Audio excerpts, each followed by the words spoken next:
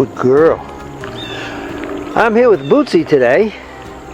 I know a lot of my regular viewers on this YouTube channel are big fans of Bootsy, and there's every reason to be. She's a wonderful dog.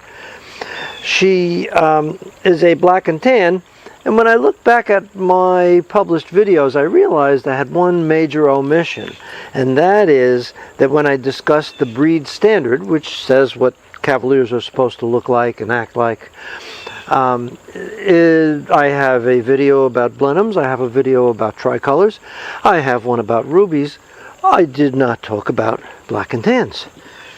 And although she's a wonderful black and tan Cavalier, she's not really a perfect example of what black and tans are supposed to look like. She also, since we had her spayed, has developed what we often refer to as a spay coat. You'll notice that her coat is kind of woolly and curly and makes her look like she's overweight, which she is not. She's quite trim, actually. And that happens very often, not always, but very often, when dogs are spayed or neutered later in life, because it changes the hormonal balance, and those hormones can affect the coat growth. And by the way, as I'm putting my hand on her in the sun, wow, that's pretty warm. How do you stay cool in the summer? I go inside where it's air conditioned. I stay inside in the air conditioning too. So Bootsy was never shown as a conformation show dog, but she is an accomplished trick dog. So there are plenty of things that you can do with dogs that don't exactly conform to the breed standard and you wouldn't want to show in conformation, but there's lots of activities. By the way, her sire is our boy Dylan. Dylan is an excellent example of a black and tan. I have a photo of him when he was reserve winner's dog for the breed at Westminster when he was young.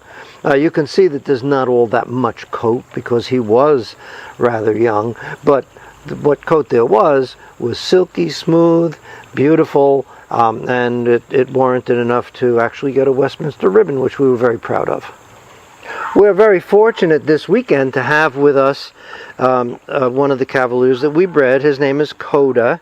He does not live with us, but his owners are actually attending a wedding today, so Kota is staying with us while they are having a wonderful festive time.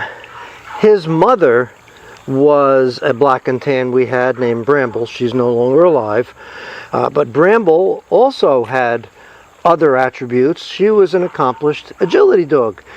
She got several titles in agility, and she was just a wonderful jumper and did all the obstacles beautifully. Now Kota, in his own way, is a great example of the breed because he's a perfect companion dog. He's very gentle, very quiet, very mild-mannered, and I'm a heck of a sweet guy. yes, you're sweet. He's also a good example of what the breed standard says about what a black and tan should look like. There are a few exceptions, but he's pretty close to the breed standard. In terms of coloring, to make a black and tan, the coat has to be a jet black, which, as you can see, his is. And he's an older boy, and he doesn't have any gray hairs showing up in his coat yet. There are supposed to be tan markings in several prescribed spots.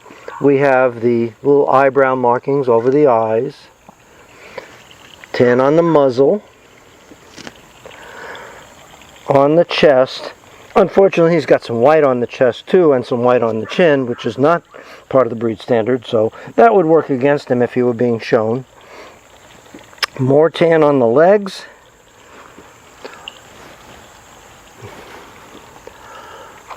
Under the ears. And face your tush to the audience, buddy. Under the tail. So let me give him a treat. Kota, you want a treat? Huh? Yes. See how gentle he is. I'm sorry, Sherlock. I got your Auntie Bootsy up here.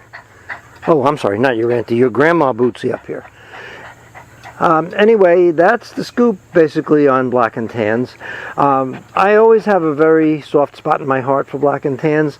If you go way back in our early days of showing and breeding, we bred a girl named Bexley, and Bexley was the most incredible show dog we ever had. She moved extremely well, she looked great, she conformed very, very nicely to the breed standard. And when she was 13 years old, 13, like an old lady, she won a best in show at a specialty show where she had to compete against a large number of other Cavaliers. So that was in our early days of showing, one of our first champions, and we were just so proud of her. So, Bootsy, we're proud of you too, you little trick dog. Can you shake hands? High five. Good girl.